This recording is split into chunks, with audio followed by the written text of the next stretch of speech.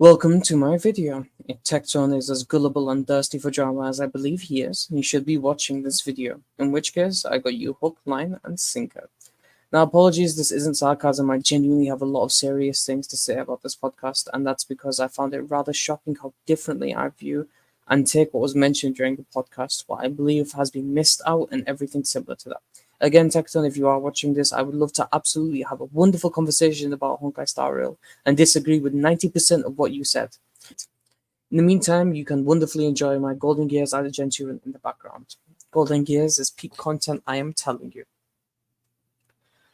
Now, I do have a lot to say about the podcast, but first of all, I'll get the Genshin drama out of the way. I absolutely agree that people should stop spending it anywhere on Genshin until changes are made. Boycotting will not do anything because many children and people who care little about the drama and controversy will continue to play and spend on the game. But so long as you form healthy protests, I'm all for it. I absolutely do not advocate review bombing other games and the like for simply existing in the same sphere as Genshin. Come on, guys, it's very clear who the enemy here is. If you want to fence it, absolutely do that. If you don't like the comparisons people make, then try to avoid them, but absolutely do not try to stop anyone from voicing out their opinions and grievances. You don't like it when Genshin and other games are compared and sparks conflict. That's fine and fair. But someone else's opinion about how awful they feel they are being treated is just as valuable as yours. Worst case scenario, just ignore everything and witness the aftermath, but do not try to put out this fire. Genshin's community is already seen in a negative light. The worst case scenario is nothing changes, and the best case scenario is the game becomes many times better. I'm sure it'll come up in the podcast later, and I'll probably go over it again, but if that's all you care about, there you go. Thank you for visiting and all that. Let's actually talk about the podcast now. First 10 minutes are intros. I'm not going to complain or have any disagreements about that, come on. To my knowledge, all these content creators are quite wholesome or helpful, aside from Tecton. I don't know, something about his bald head has to give him a debuff that makes him less likable. You should try getting that cleansed by Luocha. Now continuing on, everyone had their opinion on Genshin 4.4, and I agree with most of what was said. Lantern Rite is a cool event as it's annual, meaning it's something you can always look forward to. Or well, less look forward to and more expect. It's nice to know what's coming and being able to plan around it. I also heavily agree that 4.4 is awful. Ignore the drama for a second. You get more exploration that either takes less than a few hours to complete, and that's if you enjoy Genshin's exploration after years of the same thing, and in basic events that are glorified minigames. If you are not rolling for the new characters, you have like a day or two's worth of content max throughout the entire patch. I say this because all of Genshin's events can be speedrun within the last hour of the event being live, excluding the story ones, which have a lot of dialogue to say the least. Sheer content wise, it's not enough, and while it wouldn't be a problem as hey, it's an event, it's supposed to be different and short lived, there's nothing to do outside of the events in Genshin once you complete the story, which is its own kind of worms. Spiral Abyss takes minutes for me to clear. I have to actively challenge myself and limit myself to make it last more than an hour, while a single Golden Gears run in Star Rail can take longer than an hour, is much harder, and is infinitely more fun. I will absolutely gush about the simulated universe later, don't you worry about it. But regarding 4.4, it's just not good enough. And the worst part is this is supposed to be one of the Genshin's content-filled patches. We usually have a continuous streak of dead patches after this, so what next? Before I move on, I do believe you are absolutely best for not insulting people for still liking Genshin Tecton. If you like it, you like it, to each their own. Being treated awfully can't affect how much one enjoys the game, but you can still absolutely like it. Genshin isn't a bad game, but while the amount of things it does wrong is larger than the average IQ of its stands. Okay, hold on, that might be setting the bar a little bit too low. It does a lot of things wrong and it definitely needs to improve. God damn it. I'm already acting like Tecton will absolutely watch this video. It will be so embarrassing if he doesn't at all. Now then, at the 28-minute mark, yes, I genuinely meant this as a serious video, so prepare yourself. They started talking about feedback and all that stuff regarding Genshin, and in my honest opinion, I believe I have an answer to your question about the right way to criticize. And that is doing everything you are doing right now, but just be more civil. Wow, what a wonderful drama video I've made, but I've done little else but agree with what has been said. Anyway, what I mean is that everything you have done and the way you have done it is absolutely fine, in my opinion. The only difference will be less insults, being less vulgar, or spewing less venom. And to that, if you say you won't change anything, then that's fine. If you don't believe so, then don't do it. Again, what you have been doing and what you have done to incite change is fine, and I'm encouraging it. I genuinely believe the criticism launched to say your way of doing things is too destructive, but then to not give an alternate option and to furthermore not have any proof that there is any less destructive way of doing things is just stupid. You might not like it, but what changes have been done where people were nice and kind to Hoyo? As I said in the podcast, change has only been wrought out from Hoyo, good, appreciated change on a large scale through what is essentially revolts. Tecton, you have brought positive change to Genshin. We know this because you won't ever shut up about it. But what you have done has worked, and you should be rightly proud of that. While you could absolutely try being nicer or more civil about it, I don't think you should heed any criticism like Toronto's that feel empty or without substance. You didn't need to be violent or angry when showing how awful the weapon banner used to be to get your point across. And it wasn't the vulgarity or hate you spew towards Holy that got the CN community to spread your videos like wildfire, but instead your vehement support and proof that that you are on the CN community side. There is a chance for you to be more civil and for there to be less destruction, as Twanter calls it. But if this is your way of enacting change, then don't stop. Change needs to be made, and if it hurts people's feelings in the process, so be it. The ends do not justify the means, but to criticize the only working method without any alternative is just, again, stupid. Tecton, please try to do better or to be civil, but if that doesn't work out, heed not any slander that holds you back. Until it's been proven your method does not work, or another civil method does work, do not shy from continuing on this path of destruction if change is needed. Imagine how much millions of cash you have saved people when it comes to the weapon banner and how much healthier you have made the game because of it. That was absolutely worth it. Now then, at the 44-minute mark, wow, this is going to be a pain, isn't it? Off the grind, off of the grind. At the 44-minute mark, though, through some weird tectone law, they started on the topic of preferential treatment. Finally, something I can contest on, and this might be a hot take, but I don't think preferential treatment, when earned, is a bad thing. What I mean by that is if a certain customer spends a lot more than the other customers, I absolutely think it's fine to show our thank you to that customer and provide them with benefits to thank them appropriately. Now then, does Genshin do it like this? Absolutely not. It's sickening how it's being done where essentially nobody else's voice matters aside from the CN community. This isn't preferential treatment, that's derogatory treatment to everyone that isn't their favourites, and it's pathetic in every way possible. It's truly pathetic, and I cannot dog on such behaviour enough. No matter how you slice it, Global's contribution income wise is not negligible, but for practically the whole community to come to the conclusion that their voice does not matter and not even attempt to rectify that is beyond putrid. Such behavior makes me wonder how the toxic acid flowing through their veins does not infect and ruin everything they come into contact with. It's no different from announcing that the only reason the game is global is to profit money from us, and that's it. We matter no more than not in any other way aside from the money we contribute. I went back full circle to agreeing, but I care not. Such behavior should not be tolerated anywhere by anyone. Okay, I need to stop myself before I spend years yapping about this. Now, at the 1 hour mark, they start talking about Wuthering Waves, and I have little to no opinion on this really. I do believe a healthy comparison is good, but I don't believe it should be shoved down everyone's throat.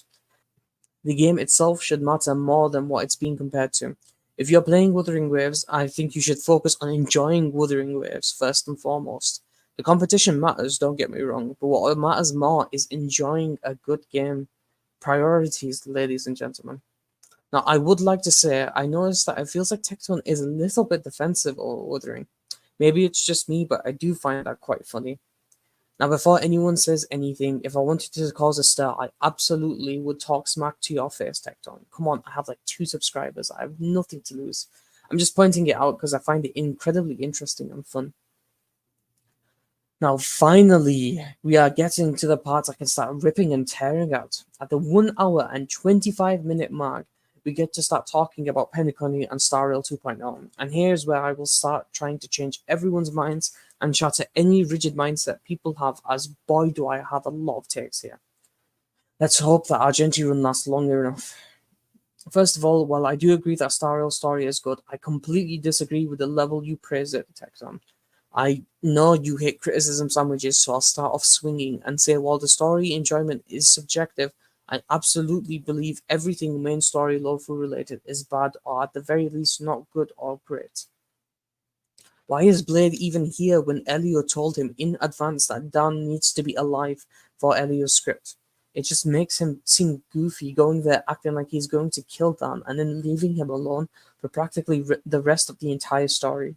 Jing Liu has her own thing going on, having all this built up only to turn herself in, and that's the last we see or hear from her. The overall rush of the story and the ambiguity regarding Tingyun's death, all of that I find bad about the story of the Lofu.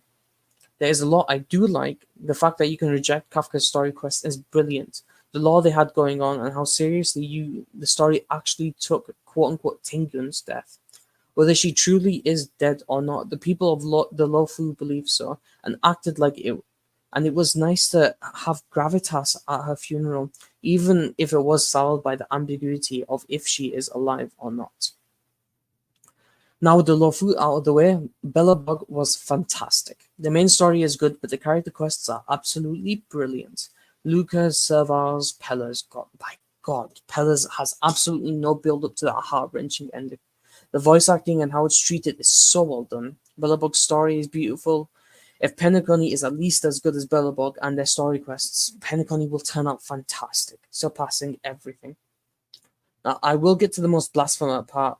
The story, or for this situation to better put it, the law you missed out on elaborating coming from the simulated universe. Here we go. The simulated universe is perfect. The fact you didn't mention it is a cardinal sin, and your punishment is to do a max difficulty Golden Gears run with a level 1 character on the team. I demand justice for the way you treated Sin. Everything simulated universe related is perfect because it is law done right. The law in Genshin is good, but the problem is that it's given to you in an atrociously horrible way. Simulated Universe gives you the brilliant, wonderful law of Honkai Star Rail through its gameplay and from doing anything simulated. The law and information we find out about the universe, the aeons, the characters who we already know, who we have yet to meet, and everything from Sim is so interesting, and you want to know more because in the simulated universe, your strength comes from such law. You are essentially borrowing the power of the aeons, and therefore you are interested on the information and story regarding the aeons whose abilities you are borrowing from for the top tier endgame content you are running. Genshin and like 95% of other games ever have got absolutely nothing on the simulated universe. I would gladly spend hours to talk about how perfectly the simulated universe gives everyone top tier lore of Star Rail and does it while giving you such enjoyable content. But for now, I'll just shout at all of you for not even mentioning it. Disappointing, really. Don't act like it wasn't a blast to run through Swarm Disaster and Golden Gears, never mind the regular simulated universe worlds. Now, moving on to the who lives, who dies topic of Penacony, and it is interesting, and I shall not voice what I think. Not because I saw leaks or anything, but because there's nothing wrong with what anyone said during the podcast. It's wonderful that you can get so hyped up about the potential implications of the law and how it can run, and just goes to show how great of a build up and setup they have done for Penacony, and I don't want to sour it by going, actually. So do please enjoy it to your heart's content. I haven't seen any leaks regarding story and don't plan to. And furthermore, don't let me or anyone else drag this down or enjoy speculating, enjoy theory crafting, enjoy, man. That's the whole point of playing the game, to enjoy what it offers. That aside, bro, Box, you better hope your name is a double innuendo for what sport you are good at. Neither me or Brax here are going to let this Gallagher slander slide. Aventurine and Gallagher look amazing, and we should carry on encouraging more male characters and designs like this. Everyone can enjoy their waifus, but every man out there knows the rule of cool and respects it. Both these Giga Charts upcoming in 2.1 look brilliant, and you are very clearly jealous that it got much more swagger than you, Box. It's radiating off you like a bad smell. There's very, very obvious jealousy for these absolute Giga Charts.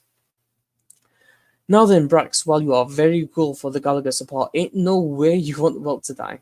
Your reasoning is absolutely sound, do not get me wrong. Well is brilliant and amazing and overpowered. Counter argument, I like Will and don't want him to die. There, your entire theory is debunked. Everyone trembles in the fear of my intellectual might.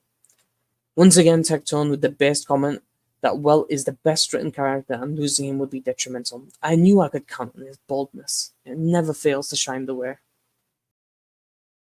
Now this part I'm going to get deep about, so bear with me, and it's regarding two things. What I believe to be everyone's misconception about how the pathway system is designed in Star Rail, and what you guys should have mentioned, power creep. Going over the power creep part, I don't believe there is any. Call me cope, but power creep is when a new character or weapon is so much better that it invalidates every single aspect of a previous character entirely, and oftentimes those older characters are unable to keep up, and this is something I believe is spreading due to what I suspect to be Genshin's stance. Now, this is entirely baseless, but I've seen in a lot of places people claiming Star Rail has the worst power creep in any gacha game ever, and I am basically assuming it's from salty Genshin stans trying to trash on it, because anyone who has played any other gacha real power creep any other game obviously tell the difference, mainly because they couldn't be further from the truth. Seal is clearing content handily to this day and is one of the strongest characters to do so. While many will argue she got power crept by Dan in Lane and Jingliu, that's simply how the MOC was oriented towards destruction characters. Furthermore, there is no power creep, because what game would continually update after update strengthen and give value to older and weaker characters to the point where they equal the newly released ones? Jingyuan has been getting buff after buff after buff. Nobody can deny that, and while many would carry on hating on him, he is not a bad character at all. Not anymore. Furthermore, everything Mono Quantum related for Seal and everything follow-up related for Topaz. These characters have gotten stronger over time with new additions, and we don't even need to get started about how Pure Fiction enabled an entire pathway to crap all over everybody else for a massive section of our endgame rewards. Himiko and Herta are many times better than either Dan Ibabatalune or Jingliu there. Is that power creep? I don't believe there's any power creep in Star Rail, and believe in time characters will get better, not more obscure with more character releases. A good example of power creep would be Klee and Venti from Genshin, both 1.0 characters. And where are they now? How long did they? Now, the much bigger issue that I need to tackle and I need your attention for is everyone's misconception regarding how the path system works in Star Rail. You can call me cocky or for assuming everyone is wrong and I am right in such a situation. The first time was trying to prove that Sustained Wealth was good, and what was my first few videos on YouTube. The first time was trying to prove Sustained Wealth is good, and it was what my first few videos on YouTube were about. If you want the short result, check out the video named All of You Are Wrong. Stop the Ratio. It's a short and simple video about how powerful both Sustained Wealth is and how strong an E0 S0 ratio can be. Compare that to Aloy. I got slandered everywhere for merely suggesting the comp and treated like I was insane despite knowing its power. I had to assault the Theorycraft and Kaching Mail's channel about it, but that's a whole other can of worms I won't get into. Now, with the self-plugging over, what I mean by nobody understanding the pathway system is that everyone is thinking too rigidly. Harmony characters can only buff, Erudition characters can only do AoE damage, Abundance characters can, or more likely should, only heal, and because we have characters like Argenti, an Erudition character with good single target damage, and Hua, an Abundance character with good offensive buffs and supportive capabilities, that the entire system is currently a mess. I think all of you are wrong. Let me explain. In Star Rail, the pathway only dictates what will be included in that kit. The thing that matters more than anything in Star Rail is the character themselves. They sound simple and basic, but it's the rigid mindset and thought pattern that Genshin has inflicted on everyone that makes them not see what I mean at all. In Genshin, the character's kit is one of the least important things. What is many times more important is what element the character is. It's as simple as that. The kit a character gets oftentimes simply is just a different way of doing the same thing another character doesn't. It's just this character is a different element and has different text in their skill and ult. This is garbage because the worth of the character isn't dependent on the character themselves but the elements they are given. Every single Geo character in the game would be many upon many times better if they were a different element. Because of how Genshin is designed, while you can praise the elemental system, I see it as nothing but a leash that prevents characters from doing anything outside of playing within two main confines. You either play to super buff a character and have them beat everything with raw damage, or you play their element art and have the reactions do all of the work. I can argue 90% of Genshin characters play like this, and it's bloody awful. The remaining 10% is what I do want to focus on, and what I'm trying to say is exactly how Star Rail characters operate. Characters whose kit matters more than anything else, and whose element merely complements their playstyle and gives them options. An example of this would be Nouvelette. Nouvelette could be any element aside from Hydra, and so long as his damage multipliers and his reaction system remained the same, he would be just as powerful, and everyone would love him just as they do now, compared to how Huohuo would be beyond garbage if she was Geo or Electra. Being Hydra allows Nouvelette to fit into many different teams and use the elemental system to his advantage, but that's a byproduct that matters less than his kit in its entirety, and it's amazing. It's why everyone loves him. He is strong, powerful, fun, and is not limited to either of the two previously mentioned confines. Other examples would be newly added Chevrus and Nilo, and while Nilo does rely on her reaction, her kit warps the game around her and makes you play the game around her and her playstyle.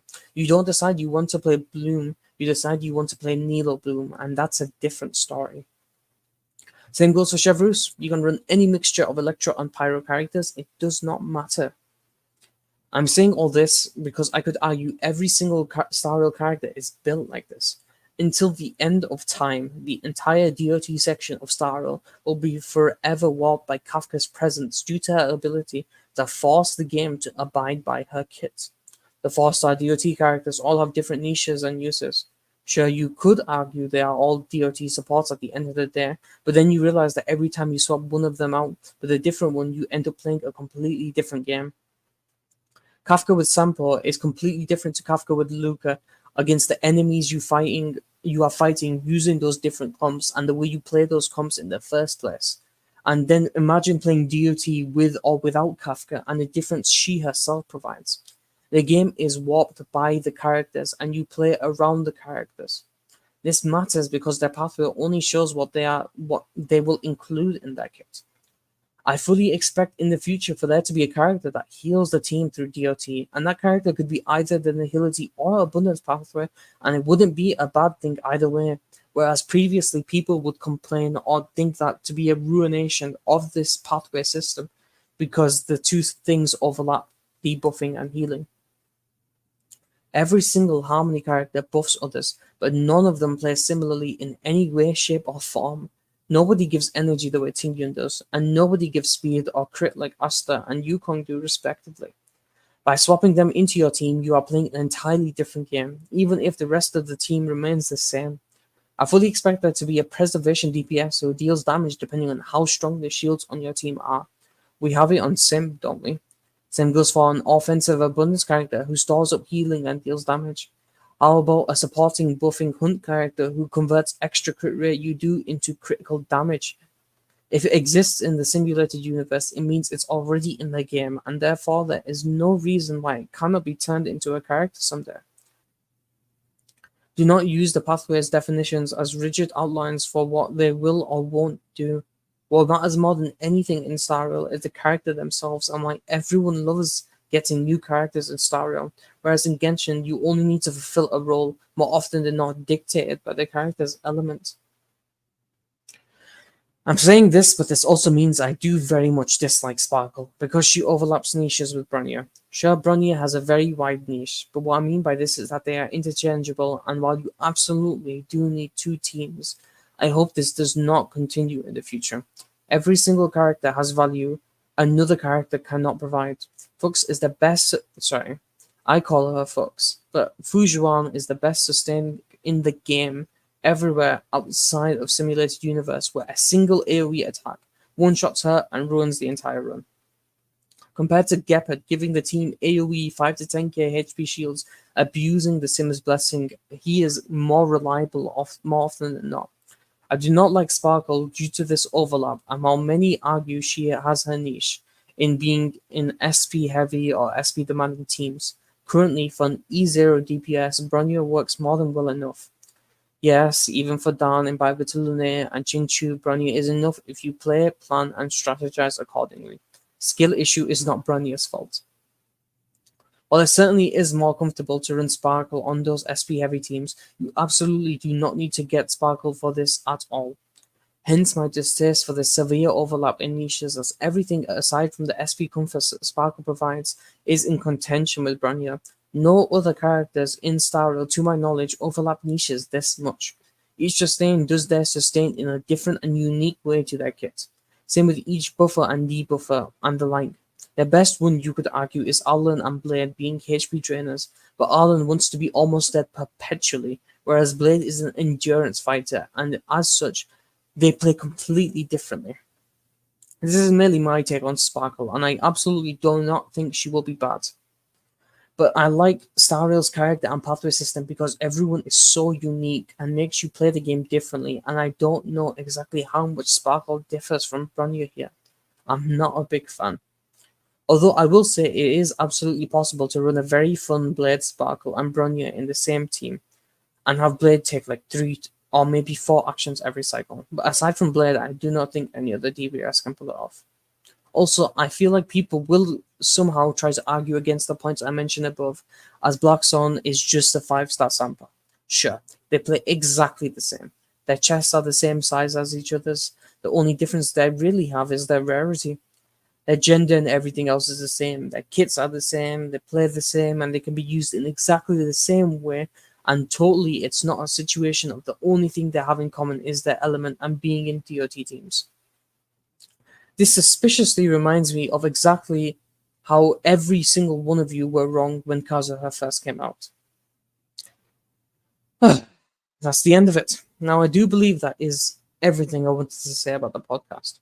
I hope this is sufficient drama for any of you content creators wanting to milk this dry. And for everyone else, I hope you actually enjoyed either the amazing, absolutely spectacular Argenti gameplay in the background, or whatever I had to say. I do hope I either got people more excited for Penacony, got more people to appreciate Star Rail, or just was entertaining throughout. Thank you.